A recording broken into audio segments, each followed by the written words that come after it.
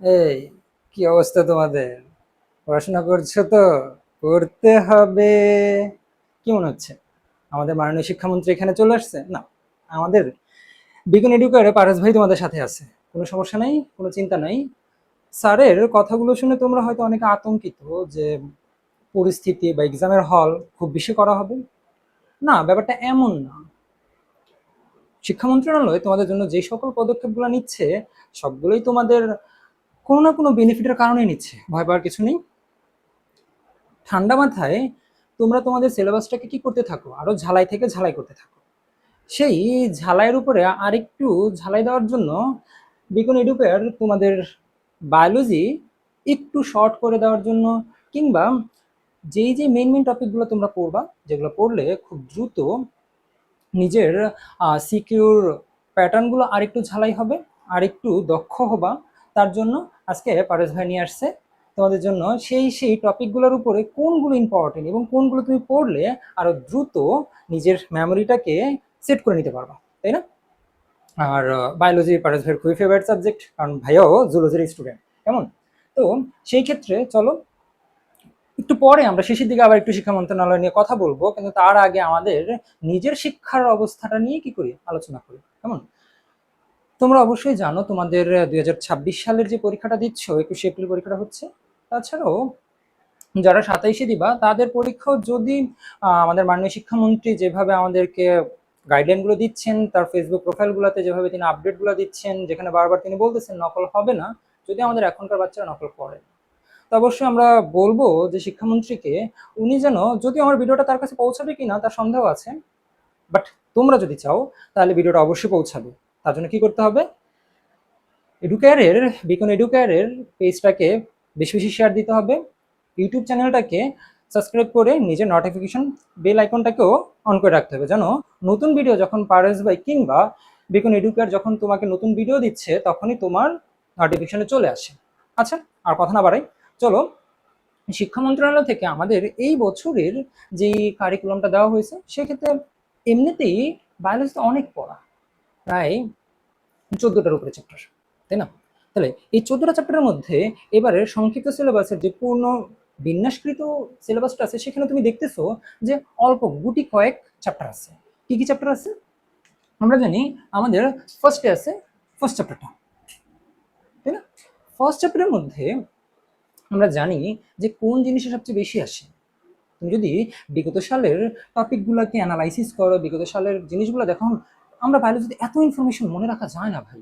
But যাদের মজা লাগে, ঠিক আছে, ভাইয়ের মতো যাদের মজা লাগে, তারা কি করে? বুঝে বুঝে পড়ে, বেছে বেছে পড়ে।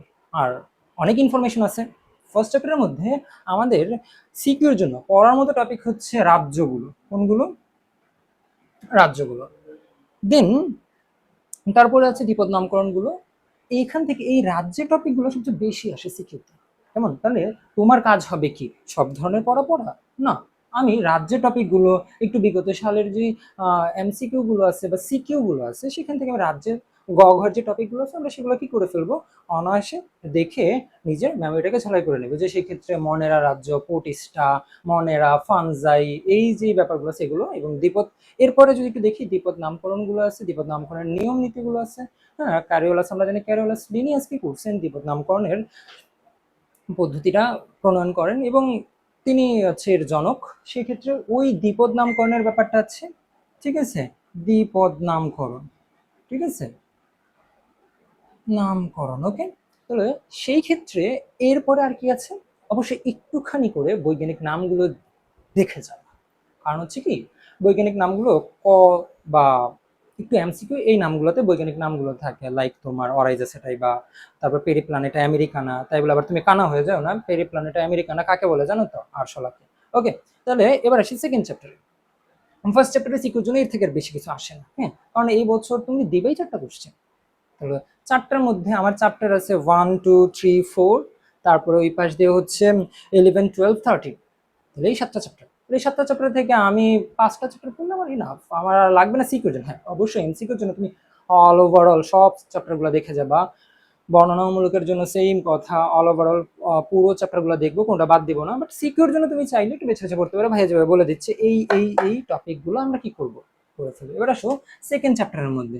সেকেন্ড চ্যাপ্টারের মধ্যে আমরা জানি সেখানে কি আছে, টিস্যু, তাই না? টিস্যুর মধ্যে এটা অনেকে পড়তে চায় না। আমিও যখন ছোটবেলায় পড়ছি তখন এটাকে একটু স্ক্রিপ করছি, মানে এখানে হিউজ ইনফরমেশন, হিউজ তথ্য, তো এগুলো আমার কি করতে দিতেছে, অনেক মনে রাখতেও টাফ হয়ে যায়। বাট তারপর তুমি যদি একটু বেছে বেছে পড়ো, কেউ যদি চায়, যারা আমরা একটু বায়োলজিতে ভালো ফেভারিট, তাই না, তারা যদি মনে করে না আমি কিচ্ছু বাদ দিব না, আমার ইন ফিউচারে আমি কি ডাক্তার হতে চাই, তাহলে সেই ক্ষেত্রে আমি একটু ভালো করে পড়ে যাব। কেমন? তাহলে সেই ক্ষেত্রে টিস্যু চ্যাপ্টারের মধ্যে তুমি অঙ্গাণুগুলো আগে দেখবা, ঠিক আছে, লাইক প্লাস্টিক, ঠিক আছে, তারপর হচ্ছে মাইটোকন্ড্রিয়া, ঠিক আছে, মাইটোকন্ড্রিয়া। এরপরে তুমি লিখবা, দেখবা কি, তুমি দেবো হচ্ছে নিউক্লিয়াস, ঠিক আছে।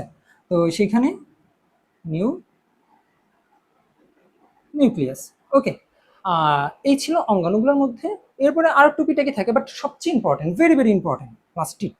প্লাস্টিডের ভেতরের যে আরো কিছু আছে, ক্রোমোপ্লাস্ট, লিকোপ্লাস্ট, এই যে ব্যাপারগুলো আছে এগুলো তুমি দেখবা, মাস্ট বি। আর একটা কথা মনে রাখবেন যে বায়োলজিতে চিত্র ম্যান্ডেটরি। তাহলে এই যে ভাইয়া যে টপিকগুলো বলতেছে অঙ্গাণুগুলোর, অবশ্যই সেগুলোর চিত্র উইথ লেভেলিং সহ, কেমন? কারণ তুমি বায়োলজিতে যদি কিছু লিখো, কিছু ড্রয়িং করো উইথ লেভেলিং, টিচার একটা হ্যান্ডসাম মার্ক দেয়, কেমন? তাহলে সেই ক্ষেত্রে এটা গেল হচ্ছে অঙ্গাণুর ক্ষেত্রে। এবার আসি একটু পরের দিকে টিস্যুর ক্ষেত্রে। টিস্যুগুলোর মধ্যে আমরা নর্মালি জানি কি আছে, ভাজক টিস্যু, তারপরে আমার স্থায়ী টিস্যু।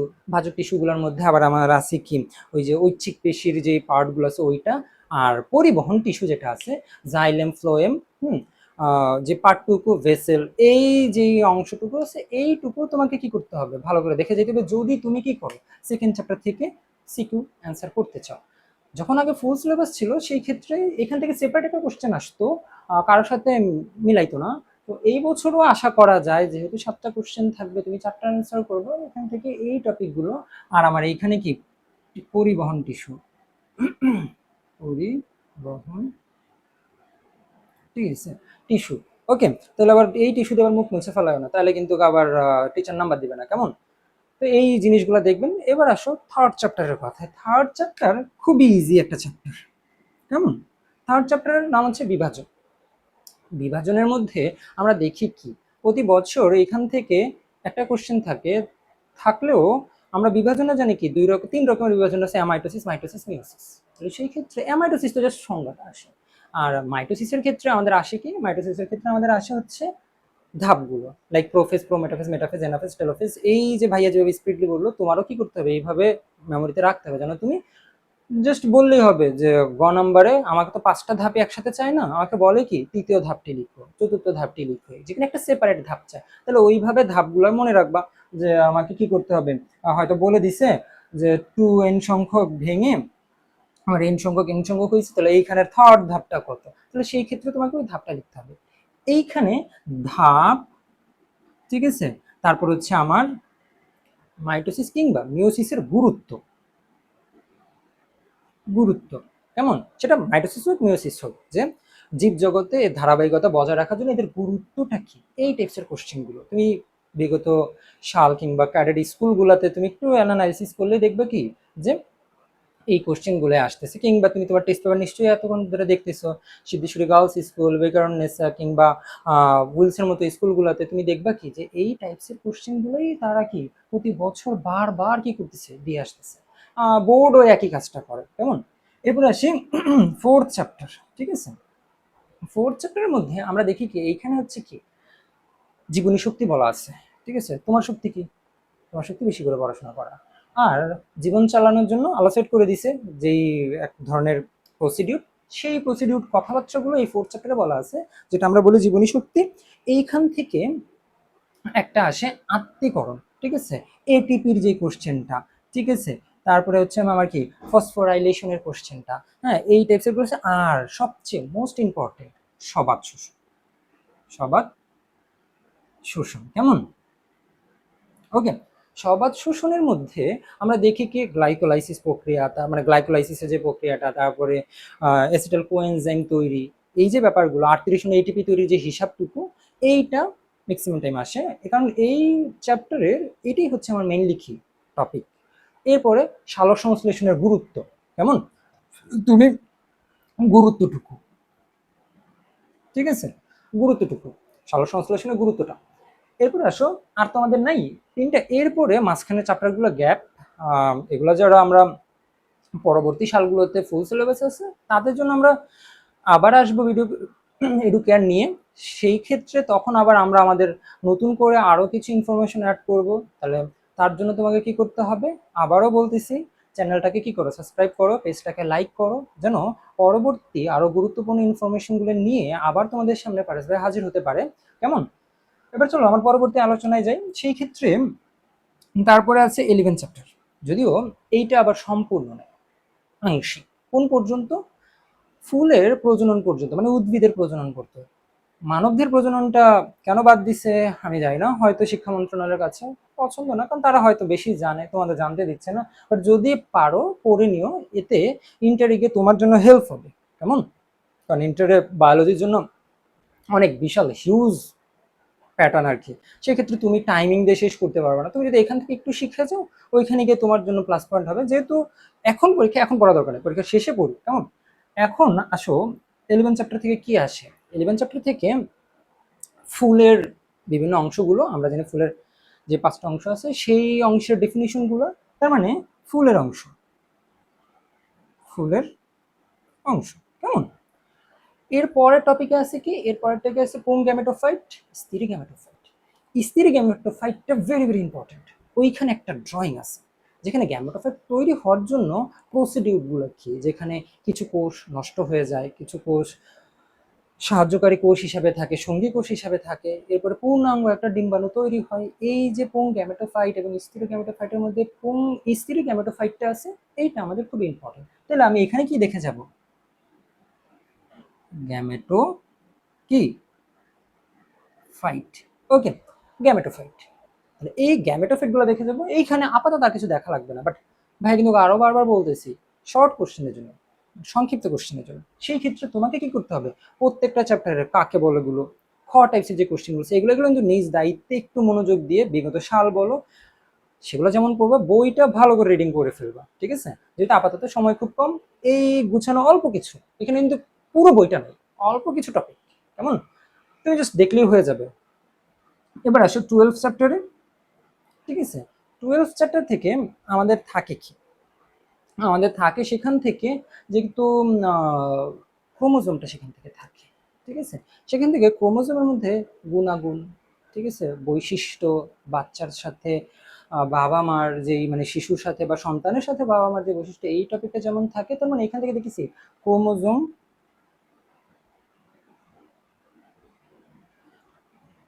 ক্রোমোজোম এটা থাকতেছে।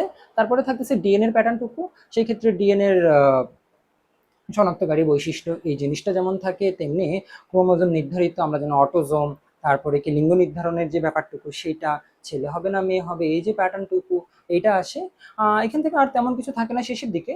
হ্যাঁ, কারণ এখানে হচ্ছে, ও আরেকটা থাকে, আরেকটা হচ্ছে তোমার গুণ, যে তোমার চারিত্রিক গুণগুলো কেমন, লম্বা খাটো। হ্যাঁ, উদ্ভিদের ক্ষেত্রে ম্যান্ডেলিফের একটা ছোট্ট করে টপিক আছে, সেই জিনিসটা। কেমন? এবার আসো 13 চ্যাপ্টারে। এইটা খুবই ছোট চ্যাপ্টার, আমরা গল্পের মতো পড়ি। এখানে বাস্তুতন্ত্রের ব্যাপারগুলো আছে। এখান থেকে মোস্ট ইম্পর্টেন্ট হচ্ছে খাদ্য শৃঙ্খল, ঠিক আছে? খাদ্য শৃঙ্খল। তাহলে সেই ক্ষেত্রে খাদ্য শৃঙ্খলের মধ্যে আমরা দেখি কি, কে কাকে খাবে, ঠিক আছে? তুমি বিরিয়ানিকে খাবা না বিরিয়ানি তোমাকে খাবে না, আপাতত বিরিয়ানি খাওয়া বাদ দাও, বায়োলজিকে খাও। কেমন? তো সেই ক্ষেত্রে আমরা দেখি যে ওইখানে একটা শৃঙ্খল আছে, আবার খাদ্য শিকল আছে। তো এই জিনিসগুলো যেমন আসে, এই প্যাটার্ন গুলো খুব দেখে যাবা। এইখানে বাস্তুতন্ত্রের মধ্যে একটা আদর্শ বাস্তুতন্ত্র আছে, পুকুরের একটা ড্রয়িং আছে, ছোটবেলায় খুব ভালো লাগতো। পাশে একটা বক বসে থাকতো মাছ খাওয়ার জন্য, যদি আমি নিজে মাছ খাই না। কেমন? বিরিয়ানি হলে আবার না করি না, ওকে। তো ওই ড্রয়িংটা যদি তুমি দিতে পারো বাস্তুতন্ত্রের মধ্যে, যদি আসে আর কি, আর না আসলে তো নাই। ওটা খুব কমই আসে, বাট আমার স্কুলে 2বার আসছিল, তো তখন আমি দিচ্ছিলাম, আমার সেই জন্য মনে আছে, তাই বললাম। তো এখান থেকে খাদ্য শৃঙ্খলের যে ব্যাপারটুকু, বাস্তুতন্ত্রের ব্যাপারটুকু, কমেন্সিয়ালিজম, মিউচুয়ালিজম, এই ব্যাপারগুলো এখানে খুবই আসে, তাই না? তাহলে এই পর্যন্ত দেখে নিলা যে তোমার কি ধরনের টপিকগুলো তুমি পড়বা তোমার এক্সামের জন্য, সেই ক্ষেত্রে তুমি কি করবা, এগুলো খুব দ্রুত দেখে সিকিউগুলো পড়ে ফেলবা, তাই না? কারণ এই বছর তোমরা অনেক টাইম পাইছো, প্রায় অনেক দিন টাইম পাইছো, কিন্তু যারা 27-এ এক্সাম দিবে তারা কিন্তু এত হিউজ টাইম পাবে না। যদি শিক্ষা মন্ত্রণালয় মাননীয় শিক্ষামন্ত্রী যেভাবে ইনস্ট্রাকশন দিচ্ছেন, আমরা বিভিন্ন নিউজগুলোতে বা ফেসবুকে হোক আমরা দেখতেছি, তাই না?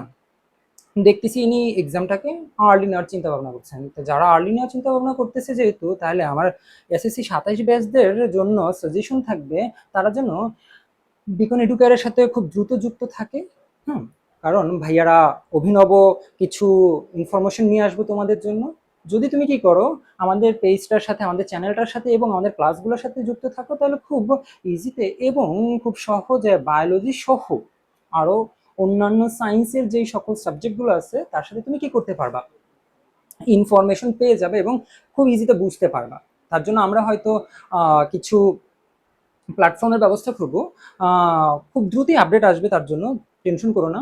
তাছাড়াও শিক্ষা মন্ত্রণালয় থেকে যেরকম এই বছর দেখলাম যে এইচএসসি এক্সামটাও আগে নিয়ে আসতেছে, ঠিক আছে, এরকম চেঞ্জের দরকার আছে।